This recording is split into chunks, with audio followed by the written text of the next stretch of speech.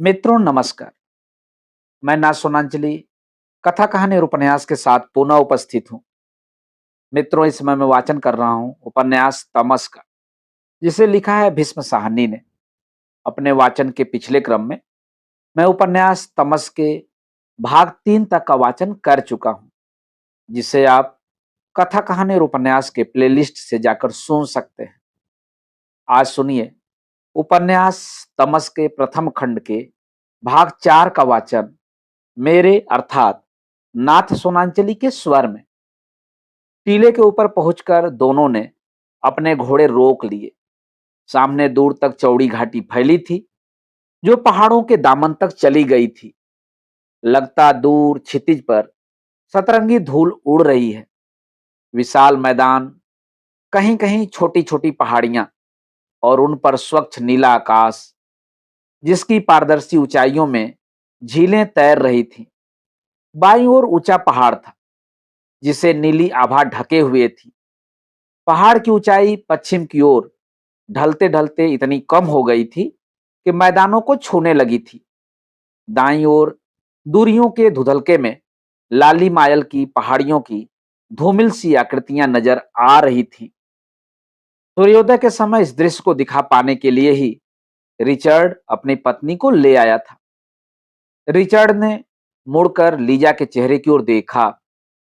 इस दृश्य को देखकर उस पर कैसा असर हुआ होगा, वह देखना चाहता था। इस मनोरम दृश्य को वह इस ढंग से लीजा के सामने पेश करना चाहता था, मानो इतने दिन तक इसे एक तोहफे की तरह संभाल कर रखे रहा हो।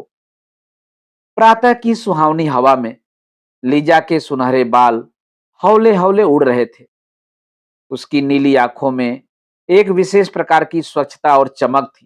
केवल आंखों के नीचे हल्के हल्के गुमड़ बनने लगे थे, जो उब के कारण, अधिक बियर पीने तथा देर तक सोते रहने के कारण पैदा हो गए थे।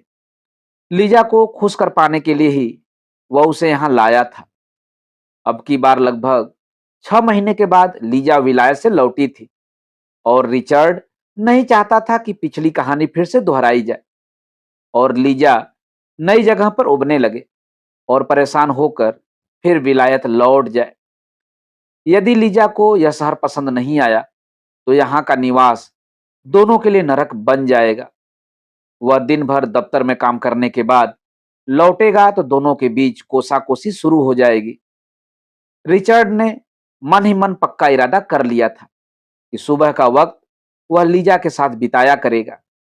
इसी कारण पिछले 1 हफ्ते से, जब से लीजा आई थी, वह कभी ठंडी सड़क पर, कभी टोपी पार्क में, तो कभी घुड़सवारी पर उसे बाहर लाता रहा है। अपनी ओर से लीजा भी पूरी कोशिश कर रही थी कि वह भी रिचर्ड की रुचियों में रुचि लेने लगे और अपने मन को लगाए रखे। जिले के डिप्टी कमिश्नर की पत्नी के नाते लीजा अकेली भी छावनी सदर में घूमती, तो देसी लोग उठ उठ कर सलाम करते थे, भाग भाग कर उसका हुक्म बजा लाते थे। पर कोई यहाँ तक अकेला घूम सकता है, और डिप्टी कमिश्नर का समय अपना समय नहीं होता। इसलिए दोनों के ही मन में अंदर ही अंदर इस बात का खटका भी था कि वह ज्यादा देर तक चल पाएगा या नहीं, चाहते हुए भी निभ पाएगा या नहीं। वह सुंदर है, लीजा बोली। वह सामने पहाड़ कौन सा है? क्या यहीं से हिमालय के पहाड़ शुरू हो जाते हैं? हाँ, यहीं समझो, रिचर्ड ने प्रोत्साहित होकर कहा। और यह घाटी आगे चलकर ऊंचे पहाड़ों के बीच सैकड़ों मील दूर तक चली गई है। कितनी सुनसान सी घाटी है, लीजा बुदबुदाई। नहीं लीजा, यह बड़ी ऐतिहासिक घाटी है। हिंदुस्तान में आने वाले सभी हमलावर इसी रास्ते से आए थे। मध्य एशिया से आने वाले भी और मंगोलिया से आने वाले भी। रिचर्ड का उत्साह बढ़ रहा था। अलेक्जेंडर भी इसी रास्ते हिंदुस्तान में आया था। आगे चलकर घाटी 2 रास्तों में बट गई है। एक रास्ता तिब्बत की तरफ चला गया है, दूसरा अफगानिस्तान की तरफ। इसी रास्ते सौदागर लोग भी और बुद्ध धर्म के प्रचारक भी दूर दूर तक जाते थे। बड़ा ऐतिहासिक इलाका है। मैं तो पिछले महीने भर से इसमें घूम रहा हूं। इतिहासकार के लिए तो यह इलाका बेशकीमती है। जगह जगह पुरानी इमारतों के खंडहर हैं, किले, बुद्ध विहार, सराय। तुम तो रिचर्ड यूं बातें कर रहे हो जैसे यह तुम्हारा अपना देश हो।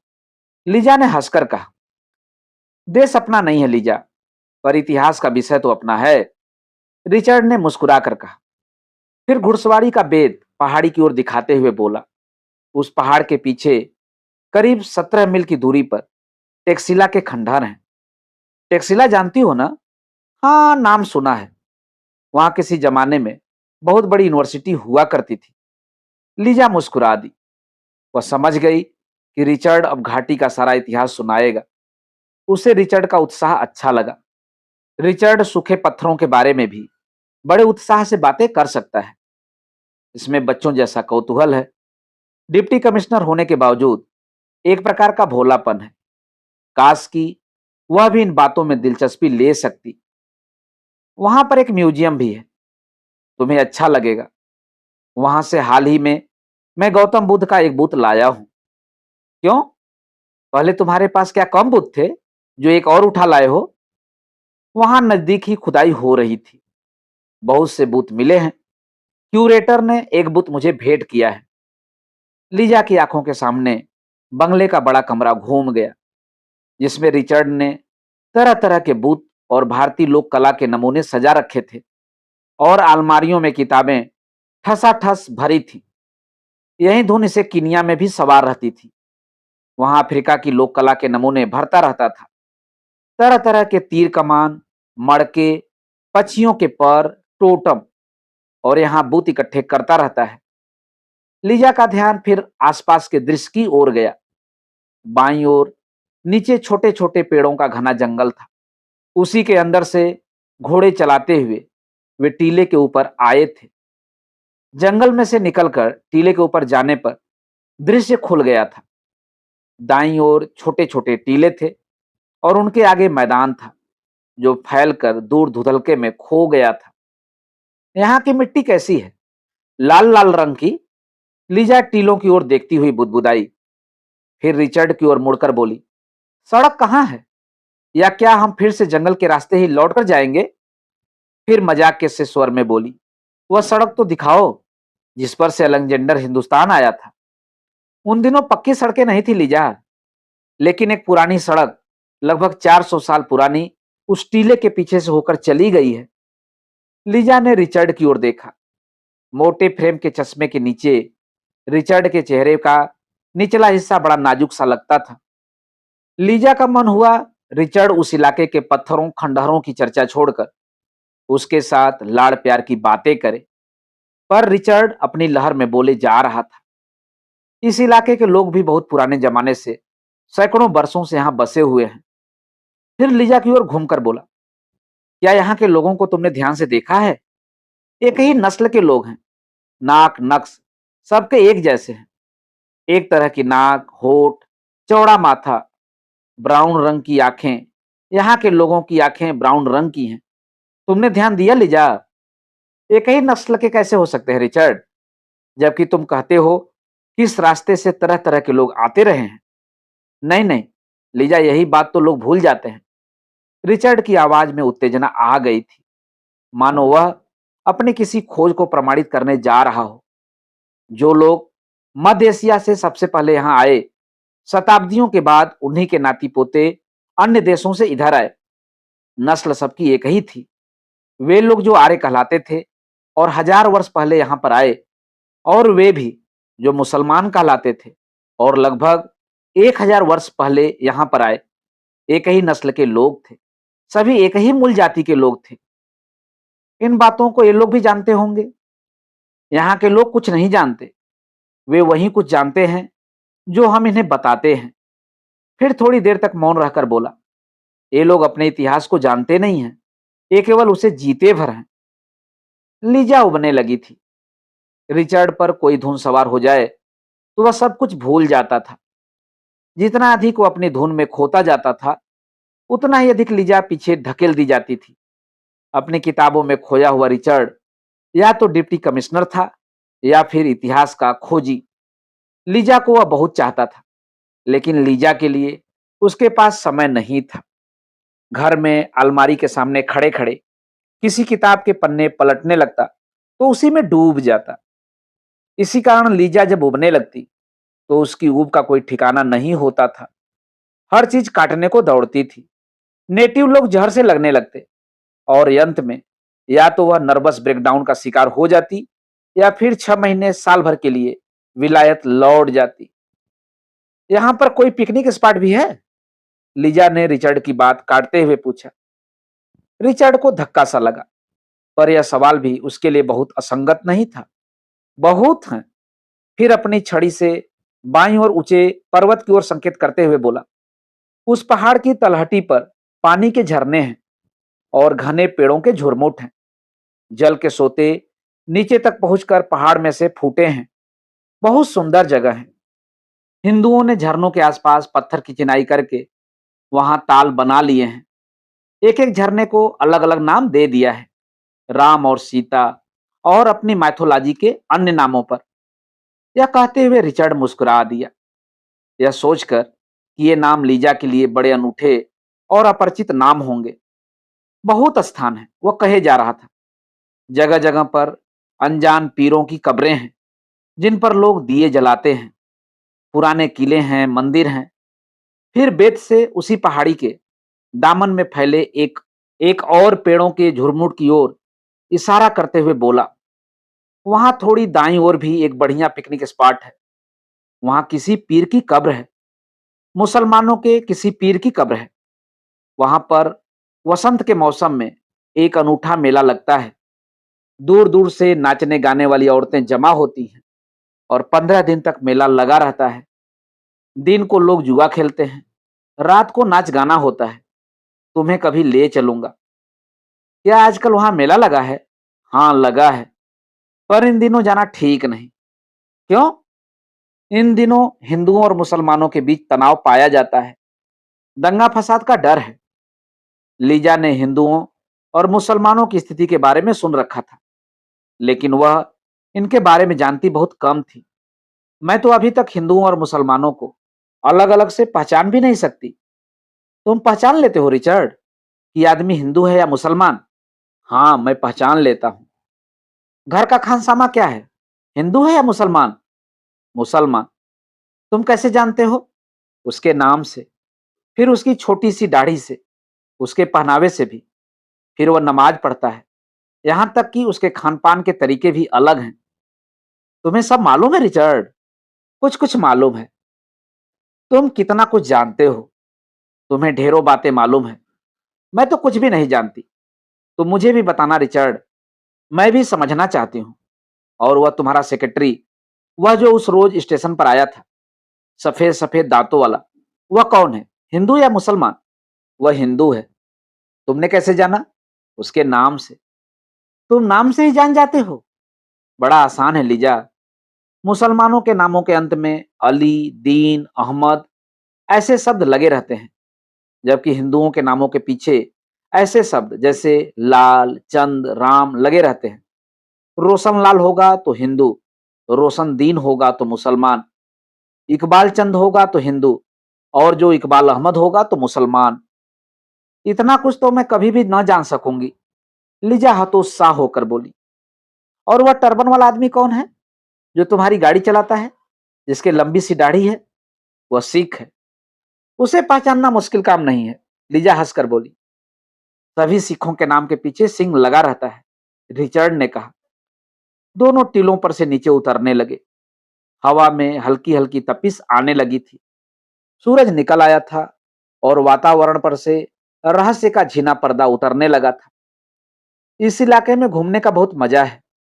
तुम्हें अच्छा लगेगा लीजा। हर वीकेंड कहीं न कहीं निकल जाया करेंगे। रिचर्ड का घोड़ा आगे आगे था। दोनों गोल गोल पत्थरों से अटे सूखे नाले को पार कर रहे थे। इस वीकेंड को कहां चलोगे? टेक्सिला? लीजा की आवाज में रिचर्ड को हल्का सा व्यंग का भास हुआ। रिचर्ड के लिए टेक्सिला बहुत ही सुंदर और महत्वपूर्ण स्थल था। वहां पर वह घंटों घूमता रहता था, बार बार जाना चाहता था। लेकिन लीजा, क्या लीजा को भी खंडहरों में घूमना पसंद होगा? कुछ दिन के लिए वहां नहीं जा पाएंगे लीजा। आजकल शहर में थोड़ा तनाव पाया जाता है। जब स्थिति बेहतर हो गई तो चलेंगे। इस वीकेंड तो रिचर्ड को सूझ नहीं पाया कि क्या कहे।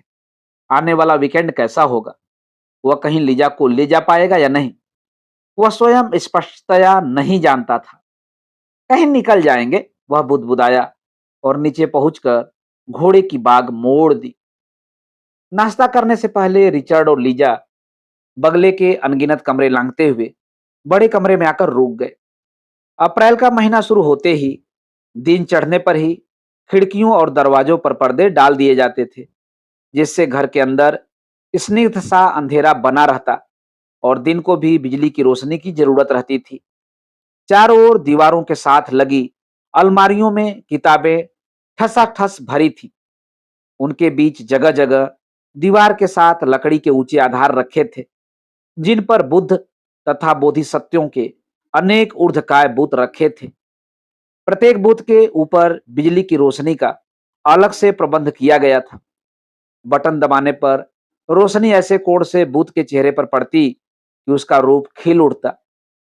इनके अतिरिक्त दीवारों पर भारतीय चित्रकला के अनेक चित्र, अंगीठी पर गुड़िया और तामपत्र पर लिखा एक ग्रंथ रखे थे। अंगीठी के सामने शिलालेख का एक बड़ा सा टुकड़ा लकड़ी के कुंदे के सहारे खड़ा था। निकट ही 3 मूढ़े और काली लकड़ी की एक लंबी नीची तिपाई रखी थी। यहाँ रिचर्ड पाइप सुलगाकर पढ़ा करता था। यहीं पर खानसामा स्टोव पर पानी की केतली और चाय के बर्तन भी रख जाता था। रिचर्ड को स्वयं चाय बनाकर पीने का शौक था। टीपाई पर अधखुली किताबें, पत्रिकाएं रखी थी और साथ में पाइप स्टैंड रखा था, जिसमें तरह तरह के 7-8 पाइप रखे थे। टीपाई के ऐन ऊपर बड़े गोले शेड का लैंप लटक रहा था।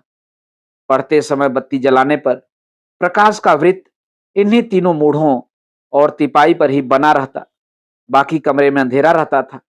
लीजा की कमर में हाथ डाले रिचर्ड बुद्ध की मूर्तियां, जिन्हें उसने लीजा के चले जाने के बाद इकट्ठा किया था, एक एक करके दिखा रहा था। बंगले के बाहर होता हूं तो हिंदुस्तान के किसी शहर में होता हूं, बंगले में लौटता हूं तो पूरे हिंदुस्तान में लौट आता हूं, रिचर्ड कह रहा था। मोटे काले फ्रेम का चश्मा, मुंह में पाइप, कोहनियों पर लगे झब्बों वाला पुराना कोट और नीचे कार्डराय की ढीली सी पतलून पहने एक कमरे से दूसरे कमरे में जाता हुआ रिचर्ड किसी संग्रहालय का क्यूरेटर लगता था। वे बुद्ध की एक मूर्ति के सामने आकर रुक गए।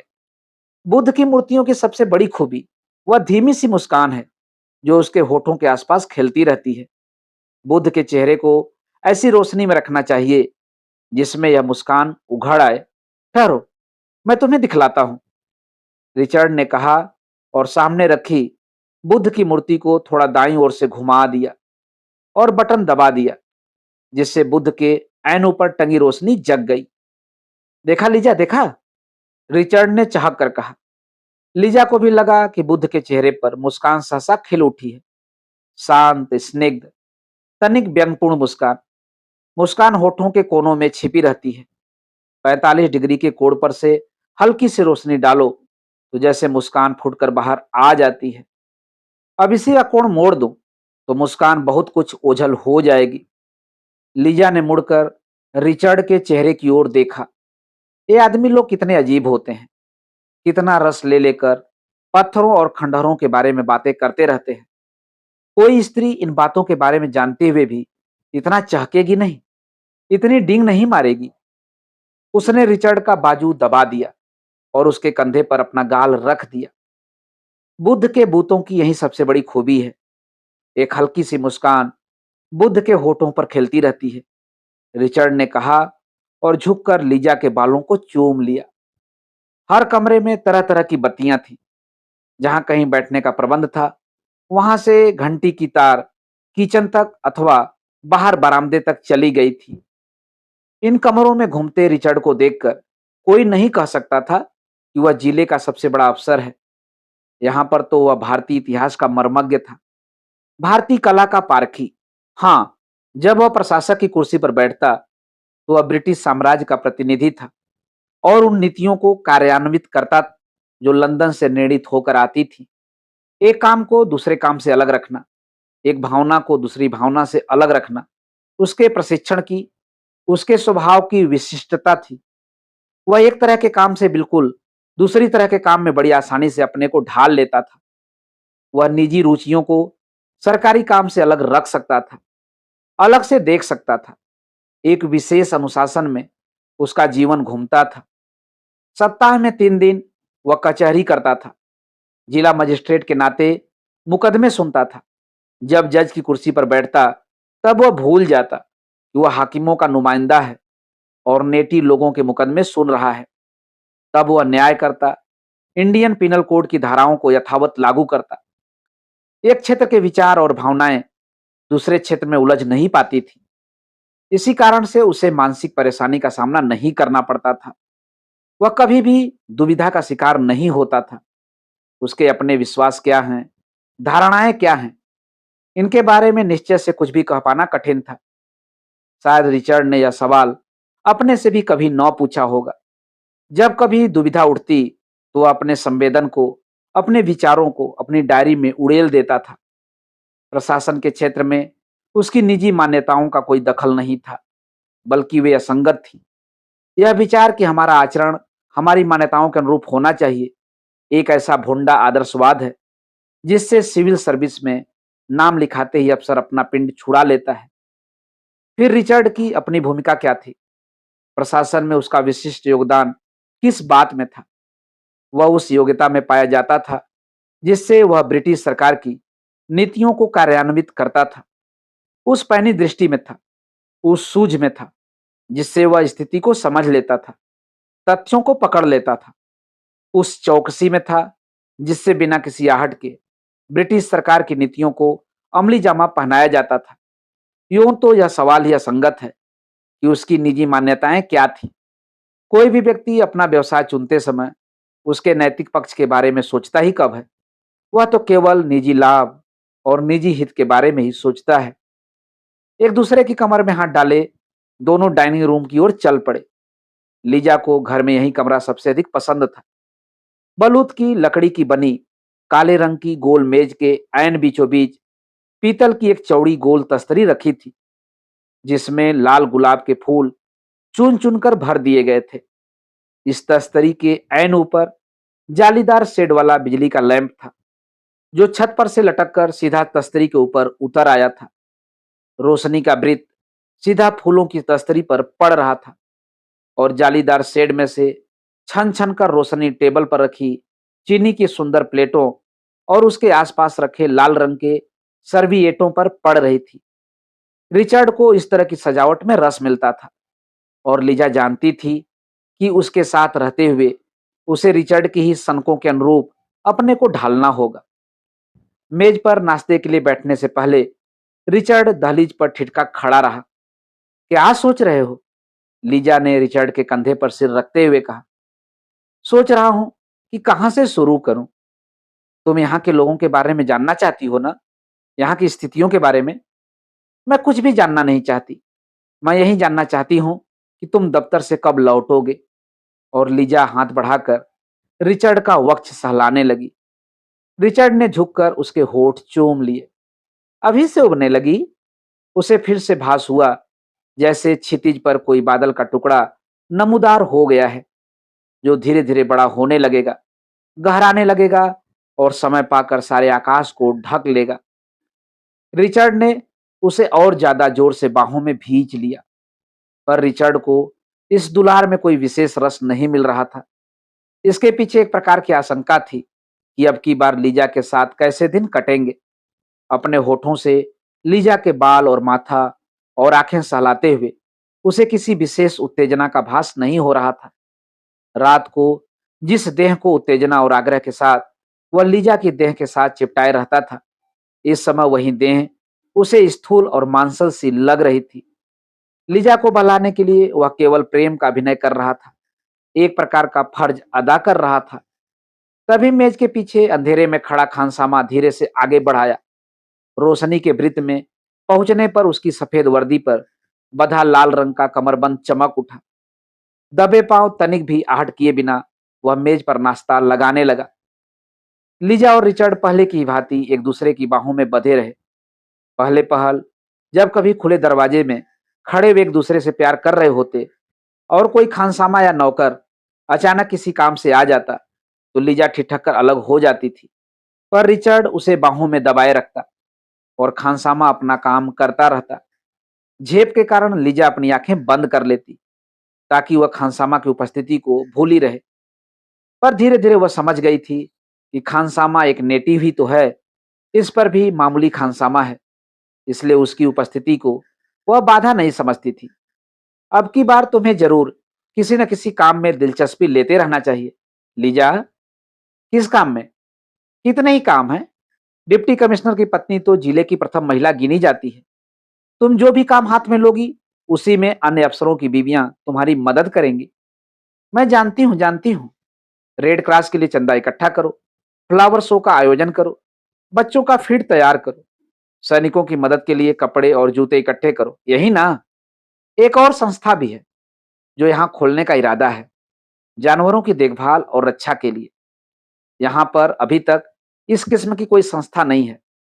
कैंटोनमेंट की सड़कों पर आवारा कुत्ते घूमते रहते हैं, उन्हें हटाना। घोड़ा गाड़ियों में बूढ़े लंगड़े घोड़े जूते रहते हैं, इनका क्या करोगे? इन्हें मरवा देना चाहिए। इनसे काम लेते रहना तो जुल्म है। आवारा कुत्ते बीमारी फैलाते हैं, हलक जाते हैं तो लोगों को काट खाते हैं। तुम कोई सा काम चुन लो जिसमें तुम्हारी रुचि हो। तुम तो डिप्टी कमिश्नरी करो और मैं कुत्ते मरवाती फिरूं, मुझे क्या पड़ी है? उसने कहा। तुम मेरे साथ मजाक कर रहे हो। तुम हमेशा मेरे साथ मजाक करते हो। मैं मजाक नहीं करता। मैं तो चाहता हूं तुम किसी न किसी काम में रुचि लेने लगो। मैं तुम्हारे कामों में रुचि लूंगी। तो मुझे बताओ जो सुबह बता रहे थे, हिंदुस्तानी लोगों के बारे में। रिचर्ड मुस्कुरा दिया। सुनो, सभी हिंदुस्तानी चिड़चिड़े मिजाज के होते हैं, छोटे से उकसाव पर भड़क उठने वाले, धर्म के नाम पर खून करने वाले। सभी व्यक्तिवादी होते हैं और सभी सफेद चमड़ी वाली औरतों को पसंद करते हैं। लीजा को वाक्य का अंतिम अंश सुनते हुए लगा कि रिचर्ड फिर मजाक करने लगा है। लीजा की नजर में वह बड़ा विद्वान और योग्य व्यक्ति था, पर उसे यह भी लगता कि वह लीजा को जाहिल समझता है और उसके वाक्यों में अक्सर व्यंग छिपा रहता है। गंभीर विषय पर बात करते हुए भी वह सहसा एक आध वाक्य ऐसा लगा देता मानो मजाक कर रहा हो। इससे लीजा को शक होने लगता कि उसकी गंभीर बात में भी कोई तथ्य है या वह भी मजाक ही थी। तुम कोई भी बात मेरे साथ संजीदगी से नहीं करते, लीजा ने उलाहने के स्वर में कहा। संजीदगी से बात करने में तुक ही क्या है? रिचर्ड ने खोए खोए मन से कहा। सुनो लीजा, यहां पर शायद कोई गड़बड़ हो। लीजा ने आंखें ऊपर उठाई और रिचर्ड के चेहरे की ओर देखने लगी। क्या गड़बड़ होगी? फिर जंग होगी? नहीं, मगर हिंदुओं और मुसलमानों के बीच तनातनी बढ़ रही है, शायद फसाद होंगे। ये लोग आपस में लड़ेंगे? लंदन में तो तुम कहते थे कि ये लोग तुम्हारे खिलाफ लड़ रहे हैं। हमारे खिलाफ भी लड़ रहे हैं और आपस में भी लड़ रहे हैं। कैसी बातें कर रहे हो तुम? क्या तुम फिर मजाक करने लगे? धर्म के नाम पर आपस में लड़ते हैं, देश के नाम पर हमारे साथ लड़ते हैं, रिचर्ड ने मुस्कुरा कर कहा। बहुत चालाक नहीं बनो रिचर्ड, मैं सब जानती हूं। देश के नाम पर लोग तुम्हारे साथ लड़ते हैं और धर्म के नाम पर तुम इन्हें आपस में लड़ाते हो। क्यों? ठीक है ना? हम नहीं लड़ाते लीजा, ये लोग खुद लड़ते हैं। तुम इन्हें लड़ने से रोक भी तो सकते हो, आखिर हैं तो ये एक ही जाति के लोग। रिचर्ड को अपनी पत्नी का भोलापन प्यारा लगा। उसने झुककर लीजा को चूम लिया, फिर बोला, डार्लिंग, हुकूमत करने वाले यह नहीं देखते प्रजा में कौन सी समानता पाई जाती है। उनकी दिलचस्पी तो यह देखने में होती है कि वे किन किन बातों में एक दूसरे से अलग हैं। तभी खानसामा ट्रे उठाए चला आया। उसे देखकर लीजा बोली, यह हिंदू है या मुसलमान? तुम बताओ, रिचर्ड ने कहा। लीजा देर तक खानसामा की ओर देखती रही, जो ट्रे का सामान रख चुकने के बाद बुत का बुत बना खड़ा रहा। हिंदू है। रिचर्ड हंस दिया। गलत। गलत क्यों? फिर ध्यान से देखो। लीजा ने ध्यान से देखा। सिख है, इसके दाढ़ी है, सिर पर टर्बन है। रिचर्ड फिर हंस दिया। खानसामा अभी भी मूर्तिवत निश्चेष्ट खड़ा था। उसके चेहरे की एक भी मांसपेशी नहीं हिली थी। इसने दाढ़ी को तराश रखा है। सिख लोग दाढ़ी को तराश नहीं सकते, यह उनके धर्म के खिलाफ है। यह तो तुमने मुझे नहीं बताया था। लीजा बोली, मैंने कितनी ही और बातें भी तुम्हें नहीं बताई हैं। जैसे जैसे यह कि सिखों के 5 निशान होते हैं, बालों के अलावा 4 चिन्ह और हैं। हिंदुओं के सिर पर चुटिया होती है और मुसलमानों के भी अपने-अपने निशान होते हैं। फिर खान-पान में भी हिंदू गाय का मांस नहीं खाते और मुसलमान सूअर का मांस नहीं खाते। सिख लोग झटके का मांस खाते हैं, जबकि मुसलमान लोग हलाल का मांस खाते हैं। तुम नहीं चाहते कि मैं इनके बारे में कुछ भी सीख पाऊं? इतनी ढेर सी बातें किसी को याद रह सकती हैं? फिर खानसामे की ओर देखकर बोली, यह सब जान लेने पर क्या मैं देखते ही बता सकूंगी कि आदमी हिंदू है या मुसलमान? एक एक निशान देखे बिना कोई कैसे बता सकता है? फिर हंसकर बोली, मैं शर्त बांध कर कह सकती हूँ कि इन लोगों को खुद नहीं मालूम होता होगा कि हिंदू कौन है और मुसलमान कौन है। और रिचर्ड, तुम भी झूठ बोलते हो, तुम्हें भी पता नहीं चलता होगा। फिर खानसामा की ओर मुखातिब होकर बोली, खानसामा, तुम मुसलमान? मुसलमान मेम साहब, तुम हिंदू को मारेगा? खानसामा सकपका गया। उसने आंख उठाकर मेम साहब की ओर देखा, फिर मुस्कुराकर साहब की ओर देखने लगा। फिर वो आगे बढ़कर रोशनी के वृत्त में आ गया और एक तस्तरी साहब के सामने बढ़ा दी, जिस पर एक तह किया हुआ कागज रखा था, और फिर पीछे अंधेरे में हट गया। रिचर्ड ने कागज को खोलकर देखा और फिर तह करके तस्तरी पर रख दिया। क्या है रिचर्ड? नगर की रिपोर्ट है लीजा, रिचर्ड ने धीमे से कहा और अपने विचारों में खो गया। कैसी रिपोर्ट रिचर्ड? शहर की स्थिति की। तुम तो जानती हो, मेरे पास हर रोज सुबह 3-4 महकमों की रिपोर्ट आती है। पुलिस सुपरिटेंडेंट की, हेल्थ ऑफिसर की, सिविल सप्लाईज ऑफिसर की। मुझे माफ करना, कहता हुआ रिचर्ड खाने वाले कमरे के बाहर निकल गया। थोड़ी देर तक लीजा हतबुद्धि सी बैठी रही। रिचर्ड ने अभी तक कॉफी नहीं पी थी। वह असमंजस में थी कि वह स्वयं कॉफी पी ले या रिचर्ड का इंतजार करे, पर रिचर्ड शीघ्र ही लौट आया। यह किसकी रिपोर्ट थी रिचर्ड? पुलिस सुपरिटेंडेंट की, रिचर्ड ने कहा। फिर आश्वासन के स्वर में बोला, कोई खास बात नहीं है, रोज की रूटीन रिपोर्ट है। लेकिन लीजा को लगा जैसे रिचर्ड कुछ छिपा रहा है। कुछ तो है रिचर्ड, तुम कुछ छिपा रहे हो। छिपाने को है क्या लीजा? फिर तुमसे छिपाऊंगा? शहर की बातों से मुझे या तुम्हें लगाव ही क्या है कि मैं छिपाता फिरूं? फिर भी कुछ तो है। सुपरिटेंडेंट ने क्या लिखा है?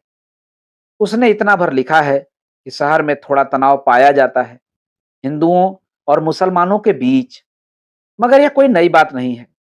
हिंदुस्तान में आजकल जगह जगह यह तनाव पाया जाता है। फिर तुम क्या करोगे रिचर्ड? मुझे क्या करना चाहिए लीजा? मैं शासन करूंगा और क्या करूंगा? लीजा ने आंखें ऊपर उठाई। तुम फिर मजाक करने लगे रिचर्ड? मैं मजाक नहीं कर रहा। अगर हिंदुओं और मुसलमानों के बीच तनाव पाया जाता है तो मैं क्या कर सकता हूं? तुम उनका झगड़ा निपटाओगे नहीं? रिचर्ड मुस्कुरा दिया और कॉफी का घूंट भरकर सहज भाव से बोला, मैं उनसे कहूंगा, तुम्हारे धर्म के मामले तुम्हारे निजी मामले हैं, इन्हें तुम्हें खुद सुलझाना चाहिए। सरकार तुम्हारी मदद करने के लिए पूरी तरह से तैयार है। तुम उनसे यह भी कहना कि तुम एक ही नस्ल के लोग हो, तुम्हें आपस में नहीं लड़ना चाहिए। तुमने मुझे यही बताया था ना रिचर्ड? जरूर कहूंगा लीजा, रिचर्ड ने तनिक व्यंग से कहा। दोनों चुपचाप कॉफी के घूंट भरते रहे। फिर सहसा लीजा का चेहरा चिंतित हो उठा। तुम्हें तो कोई खतरा नहीं ना रिचर्ड? नहीं लीजा, अगर प्रजा आपस में लड़े तो शासक को किस बात का खतरा है? लीजा की जेहन में बात उतरी तो उसकी आंखों में रिचर्ड के प्रति आदर भाव छलक आया। ठीक ही तो कहते थे, तुम कितना कुछ जानते हो रिचर्ड, तुम सचमुच बड़े समझदार हो। मैं यूं ही डर गई थी। मुझे जैक्सन की पत्नी ने एक बार बताया था कि हिंदुस्तानियों की किसी भीड़ को तितर बितर करने के लिए जैक्सन अकेला रिवॉल्वर हाथ में लिए भीड़ के पीछे पीछे भागने लगा था, और वह पोर्टिको पर खड़ी देख रही थी और बेहद डर गई थी कि जाने क्या हो जाए। तुम सोचो रिचर्ड, अकेला जैक्सन और सड़कों पर लोगों की भीड़, कुछ भी तो हो सकता था। तुम चिंता नहीं करो लीजा। रिचर्ड ने कुर्सी से उठकर लीजा का गाल थपथपाया और बाहर निकल गया। मित्रों, अभी आप सुन रहे थे उपन्यास तमस के प्रथम खंड के भाग 4 का वाचन मेरे अर्थात नासोनांचली के स्वर में। मित्रों, उपन्यास तमस के आगे के भागों का वाचन आप मेरे वाचन के अगले क्रम में सुन सकते हैं। तो जुड़े रहिए कथा कहानी और उपन्यास के साथ। धन्यवाद। नमस्कार।